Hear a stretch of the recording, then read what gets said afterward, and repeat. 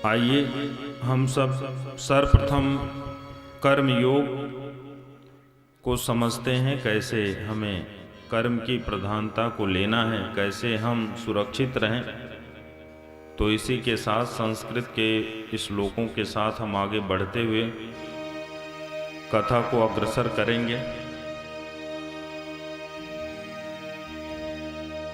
ये जो जहाँ पर हम बैठे हैं यह प्रकृति से घिरा हुआ है, शुद्ध वातावरण है, बहुत पेड़ पौधे हैं, हरियालियां हैं, शुद्ध वायु है। बिल्कुल यदि हम चित्त को,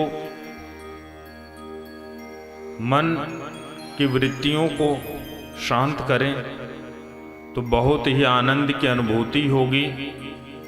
इसी तरह से भगवान ने भी तमाम लीलाओं को रचते हुए प्रकृति को प्रधानता दिया है। यदि हमारी प्रकृति नहीं है तो हम नहीं हैं, क्योंकि प्रकृति ही हमें वायु देगी, शुद्धता, पवित्रता सब कुछ देगा, ताकि हमारी आत्मा की जो वृत्ति है वह आनंद की वृत्ति होती है। तो आनंद यदि इस आत्मा को मिल जाए तो उससे बड़ा न कोई धन है, न कोई वस्तु है, न कोई चीज है। तो भगवान ने कहा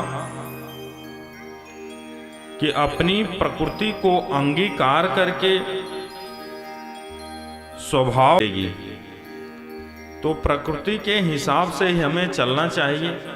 यदि आपने प्रकृति को नुकसान पहुंचाया है तो आपको प्रकृति इतना नुकसान पहुंचाएगी कि आप अस्तित्व में न रह पाएंगे। इसलिए सभी का संकल्प होना चाहिए, प्रकृति जो है उसके हिसाब से हमें चलते रहना चाहिए। भगवान ने फिर कहा, न च मातानि कर्माणि बन्धन्ति धनञ्जयः उदासीन वदासीन मसक्तं तेषु कर्मसु। भगवान ने कहा, हे अर्जुन, उन कर्मों में आसक्त रहित और उदासीन के सदृश स्थिति तुझ, अर्थात सदृश स्थित मुझ परमात्मा को वे कर्म नहीं बांधते। कहने का मतलब है कि भगवान ने ये कहा कि आप यहां कर्ता के रूप में आए हैं तो आपको ऐसे कार्यों को करना पड़ेगा जिससे कि प्रकृति को नुकसान न हो। यदि प्रकृति को क्षति नहीं पहुंचती तो आपको कभी भी क्षति नहीं पहुंचेगी। यदि आपने इसके खिलाफ कोई भी कदम उठाया तो प्रकृति आपको बदल देगी, आप बदल न पाएंगे। जिसके संपूर्ण कार्य कर्तव्य भाव के बिना अपने अपने सत्ता मात्र से ही होती है, उसका नाम उदासीन के सदृश है। सभी को बातें समझ में आ रही हैं? उदासीनता क्या है? दो एक बातें। और उदासीनता में एक बहुत बड़ी चीज होती है, आप कोई चीज करना चाह रहे हैं, आपने कोशिश भी की, कोशिश करने के बाद भी आप कर नहीं पा रहे हैं, तो आपके दिमाग में एक बहुत बड़ी चीज व्याप्तमय हो जाती है, जिसको डिल्यूजन कहते हैं। आपने डिल्यूजन अर्थात भ्रम,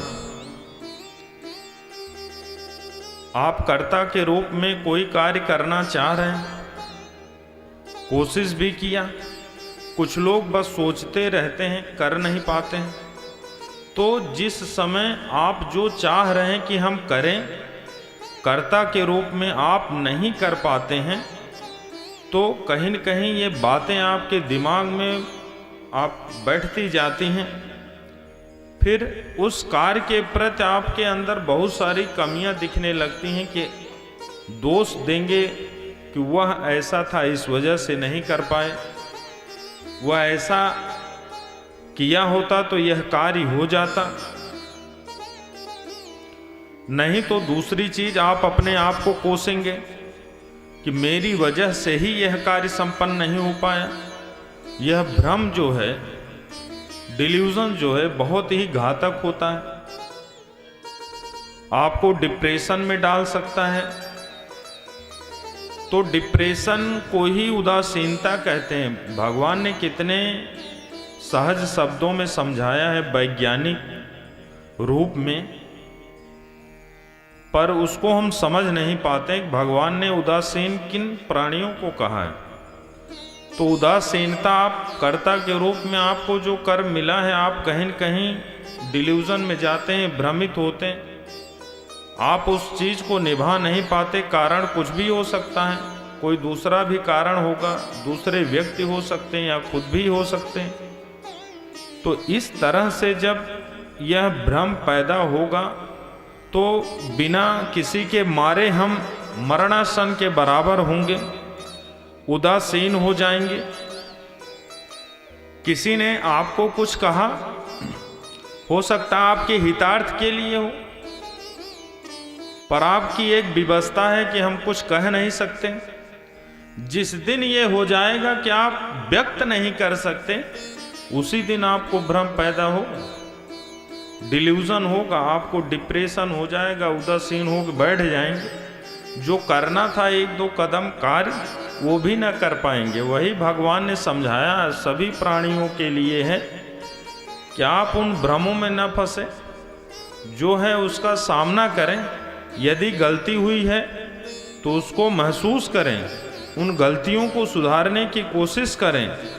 मानते हैं कि कोई संपूर्ण नहीं इस संसार में, जो संपूर्ण हो गया वो सृष्टि में रह नहीं सकता, प्रकृति उसको अपने में मिला लेती है। तो कहीं न कहीं थोड़ी बहुत कमियां हैं, हम जीने की कोशिश करते हैं, कार्यों में सफाई दिखाते हैं। तो यदि कुछ ऐसा हो रहा है तो उस चीज को व्यक्त आप करें। यदि आप व्यक्त नहीं किए तो डिल्यूजन होना निश्चित है, कोई रोक नहीं सकता। और वह किस कंडीशन तक जा सकता है आपको खुद नहीं आकलन होगा। इसका कोई पैरामीटर नहीं, कोई पैमाना नहीं, कहाँ तक आपको ले जाएगा। तो आप देखे होंगे कुछ लोग उदास बैठे रहते हैं, तो जो उदास बैठे रहते हैं वो करता तो हैं, पर वो कर्म ही नहीं कर पाते हैं। वो सभी के लिए निष्क्रिय हो जाते हैं, खुद के लिए तो हुए, दूसरे के लिए भी निष्क्रिय हो जाते हैं। और जब वो निष्क्रिय हो जाते हैं, उनकी निष्क्रियता बढ़ती जाती है, तो प्रकृति उनको भी अपने में समेट लेती है। भगवान ने वही कहा कि हे अर्जुन, आप यह ना सोचें कि द्रोणाचार्य, कृपाचार्य सब खड़े हैं, आप यहां धर्म की रक्षा के लिए आए हैं। तो इस तरह से उदासीन बातें आप कर रहे हैं, इस तरह से भ्रमित हो रहे हैं। हमने आपको धर्म की रक्षा के लिए कहा, आप जो है मुझे ही बताने की कोशिश कर रहे हैं कि ये कैसे हो सकता है। लेकिन आपका जो मिशन है वो क्या है? धर्म की रक्षा करने के लिए। तो आपको धर्म की रक्षा करनी चाहिए। तो इस श्लोक से यह समझना चाहिए कि कर्ता के रूप में आपको जो भी कर्म करने को मिला है उसको आप 100% निभाने की कोशिश करें। यदि कोई आपको बीच में सलाह देता है, नहीं यह कार्य की जो गति है वह आपको नुकसान पहुंचा सकती है, तो उस पर आप मंथन करें। ये नहीं कह रहे कि उस चीज को कर ही डालें, आप मंथन करें। मंथन करके अपने को शुद्धता के साथ फिर आप अग्रसर हों।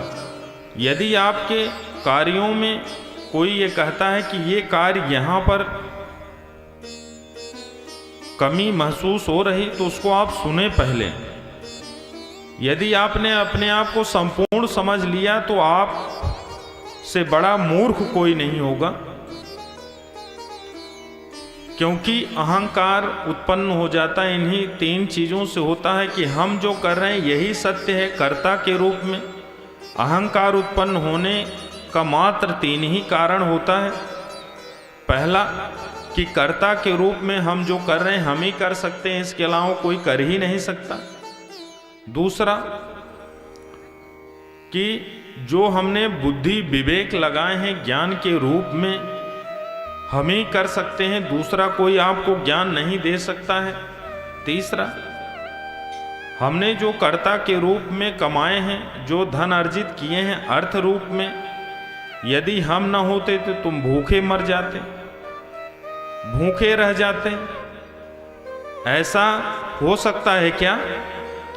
ये तीनों चीजें अहंकार को उत्पन्न करती हैं, तो यह अहंकार उत्पन्न होना चाहिए क्या?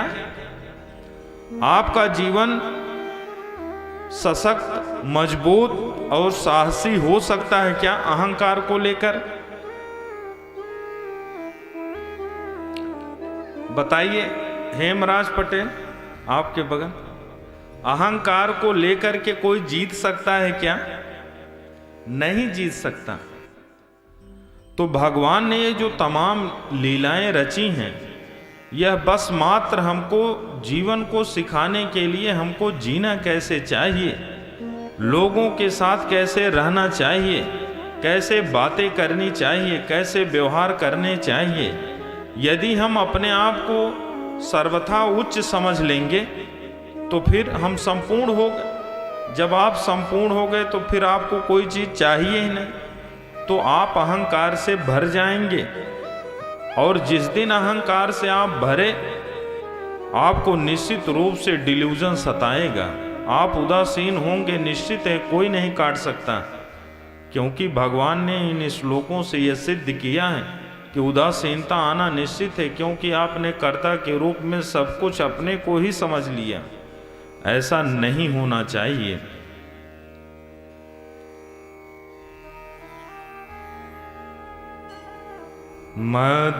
मध्यमाक्षीणं प्रकृतः सोयोते सचराचरम् हेतूनानेन कौन्तेय जगद्विपरवर्ते। हे अर्जुन, मुझ अधिष्ठा के सकाश से प्रकृति चराचर सहित सर्व जगत को रचती है, और इस हेतु से यह संचार चक्र घूम रहा है। यहाँ पर आपको सहज भाव में हम समझाने की कोशिश कर रहे हैं, शायद न समझ में आया हो, क्लिष्ट हो गया हो। भगवान ने कहा है जो प्रकृति है वो हमारी है, हमारे ही द्वारा इसकी रचना हुई है। तो जैसा कि हम जानते हैं कि सभी ने सुना होगा कि ये शरीर जो है छित, जल, पावक, गगन, समीर, इन चीज़ों से मिलकर के शरीर का ढांचा, आवरण यह जो है ढका गया है, बना है। तो यह जो प्रकृति है, नेचर है, इससे मिलकर के ही हम बने हैं। इससे सभी लोग सहमत हैं। पीछे से इन 5 चीजों से मिलकर के हम बने हैं, सभी सहमत हैं। तो ये कह सकते हैं जो जिस चीज से मिलकर के बना होगा उसकी एक निश्चित कोई प्रकृति होगी, या साधारण में कह सकते हैं उसका कोई एक निश्चित स्वभाव होगा। बातें समझ में आ रही हैं? हर एक व्यक्ति का अपना एक स्वभाव होता है जो कि निखर करके सामने आता है, बाहर आता है। अब जैसे हम उदाहरण लेते हैं, कोई पृथ्वी से मिलकर के बना, 5 तत्वों से मिलकर के बना है हर व्यक्ति, हर जीव। पर उसी तत्वों में एक चीज उसकी प्रधानता होगी जो कि डोमिनेटिंग होगा, मतलब उभर करके उसका स्वभाव दिखेगा। तो सर्वप्रथम हम पृथ्वी से लेकर के चलते हैं, कुछ पृथ्वी से मिलकर के बने हैं, पृथ्वी की प्रकृति है। तो पृथ्वी के विषय में आप क्या समझते हैं, कोई बता सकता है?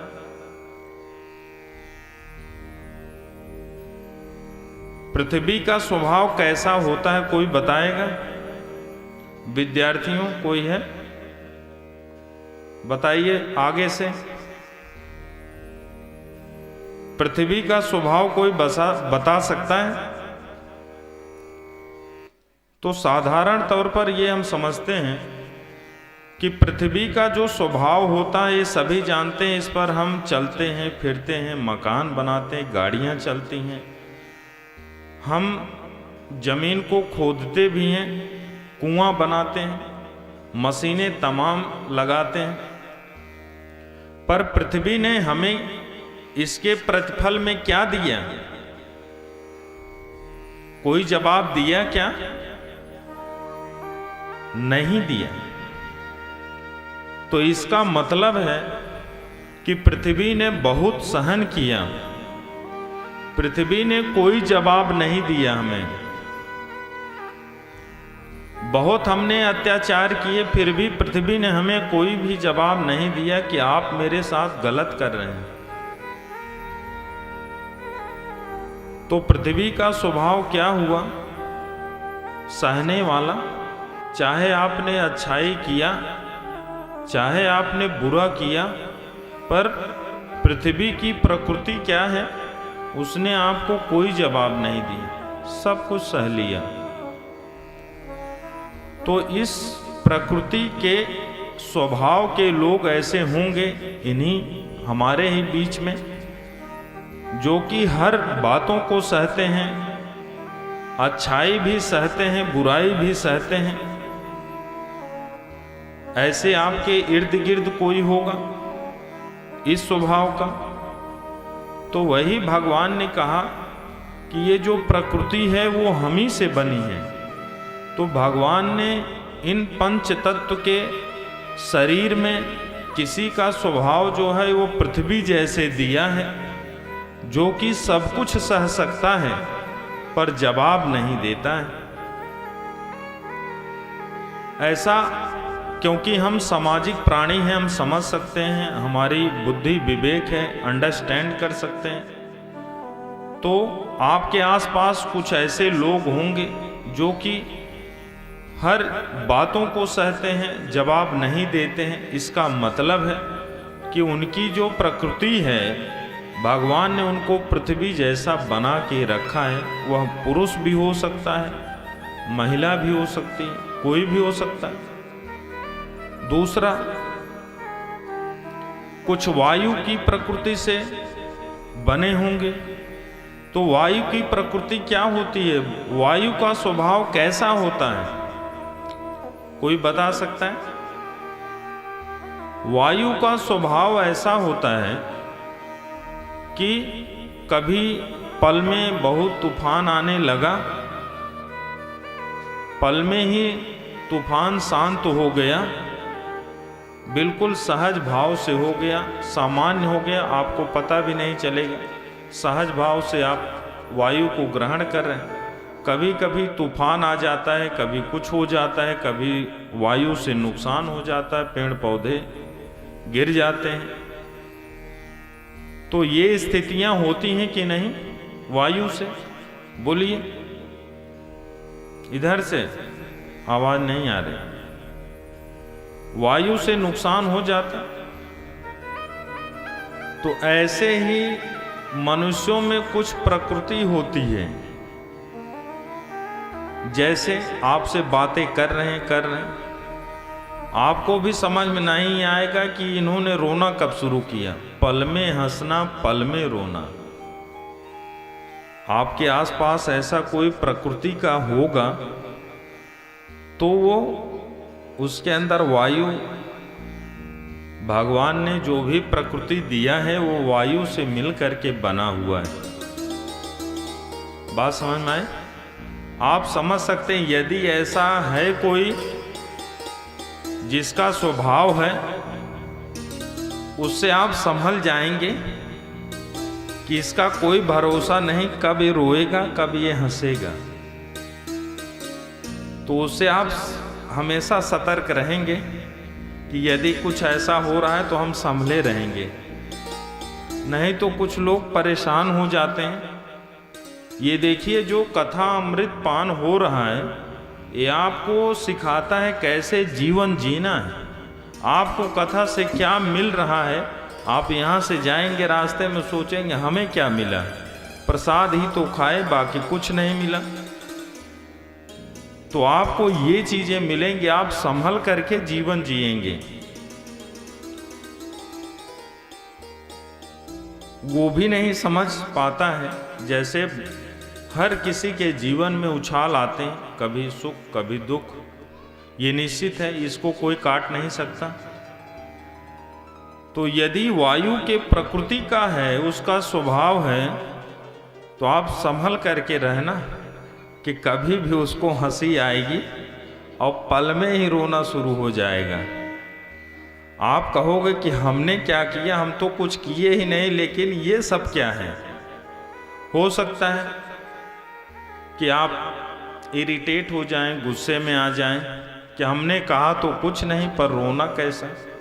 हो सकता है कि आपके उन्नति को देख करके वो रोना शुरू कर दे, तो आपको वहां बुरा लग सकता है। यदि ऐसा कुछ हो रहा है तो आप समझते रहिए कि ऐसा होता रहेगा, घबराने की कोई आवश्यकता नहीं है। फिर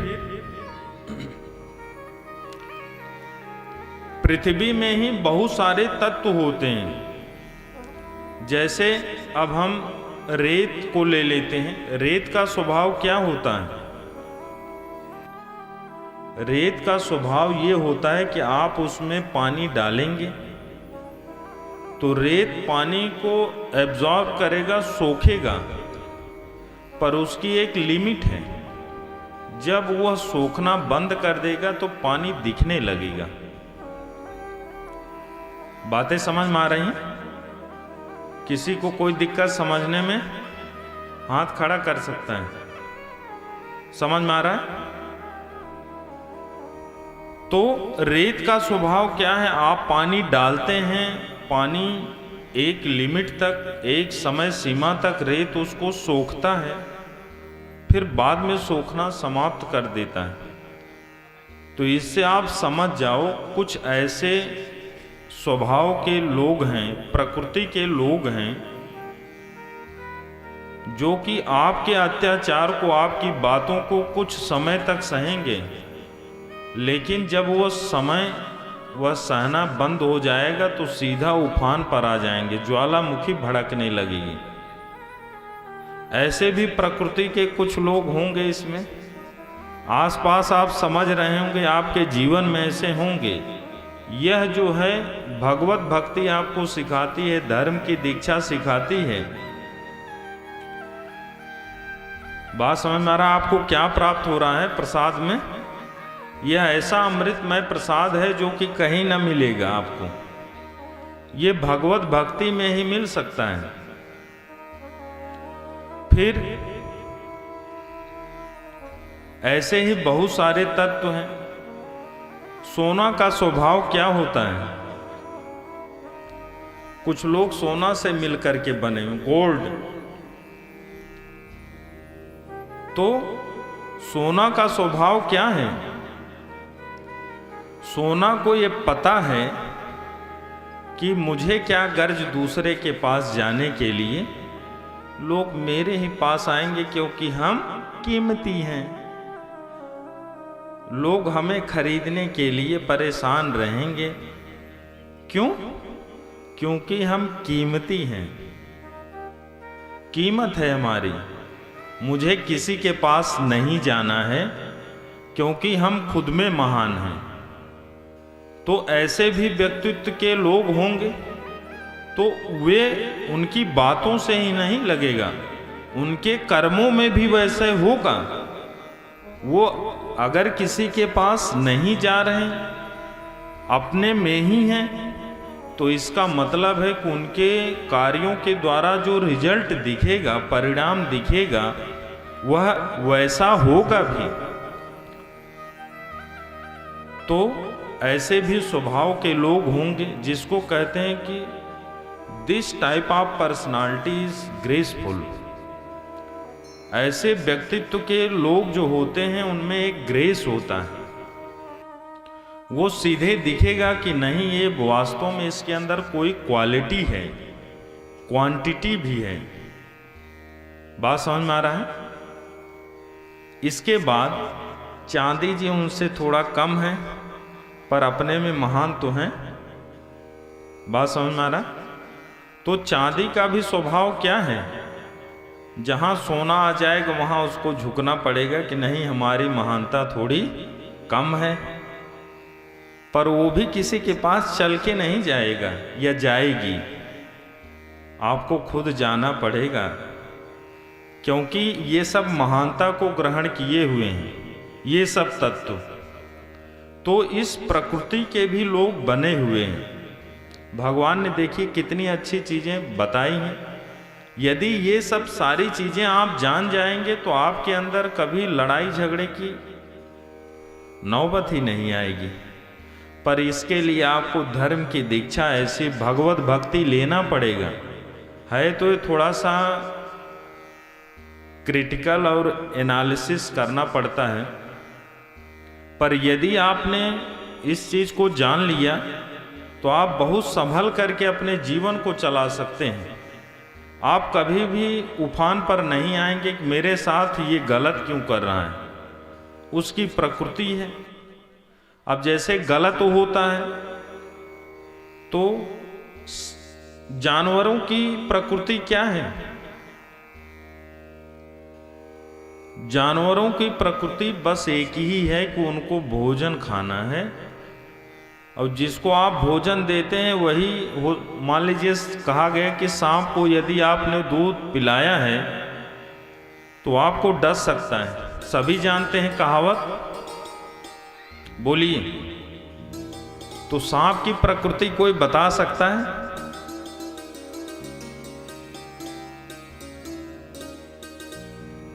बताइए। सांप की प्रकृति है कि आप दूध कितना भी पिलाओ, डसना उसको निश्चित है, ये सभी जान रहे हैं। तो सांप की प्रकृति के जो लोग होते हैं वे जब अपने पर आ जाते हैं, सांप को भी जब गुस्सा आता है तो फिर डसता है पक्का, चाहे उसकी जान चली जाए। सांप की चाल कैसे होती है? जब वो जाएगा तो कहीं इधर कहीं उधर, चारों तरफ पहले वो देखता है, ऑब्जर्व करता है। बात समझ में आ रही? तो इस प्रकार की प्रकृति के स्वभाव के जो धनी होंगे, पहले आपसे मिलने से पहले आपको समझेंगे, परखेंगे, इधर देखें उधर, तब जाके बैठेंगे, फिर महसूस करेंगे। जब उनको लगेगा कि आप कमजोर हैं, फिर आपको समझाएंगे अच्छे से, चाहे वो महिला हो चाहे पुरुष हो। फिर आपको ऐसा समझाएंगे कि आप समझ ना पाएंगे। तो इस प्रकृति से आप बच सकते हैं। तो शास्त्रों में कितनी अच्छी चीजें बताई गई हैं। कुछ ऐसे प्रकृति के लोग होते हैं, जैसे जो लताओं पर चढ़ते हुए पुष्प हैं, उनसे भी मिलकर के कुछ बने हैं, उनकी भी एक प्रकृति है। तो उनकी प्रकृति क्या है कि जब हवा आया तो इधर पलट गए, जब हवा आया तो इधर पलट गए। तो उनमें कोई रिजिडिटी नहीं होती है। और कोई भी लता क्या है, खुद से खड़ी हो सकती है क्या? जैसे लौकी है, तुरई है, ये सब है, या इस प्रकार के बहुत पुष्प भी हैं, वो खुद से खड़े हो सकते हैं क्या? नहीं खड़े हो सकते। उनको क्या चाहिए? सहारा चाहिए। तो कुछ ऐसे व्यक्तित्व के प्रधान होंगे जो बिना सहारा के चल ही नहीं सकते। न उनको रात में नींद आएगी, न दिन में नींद आएगी। अगर उनको लगा कि सहारा है तो बिना मारे जो है वो रोने लगेंगे, गाने लगेंगे, उथल पुथल मचा देंगे। तो कुछ ऐसी भी प्रकृति है। तो ऐसे ही बहुत सारी प्रकृति के प्रधान धनी लोग हैं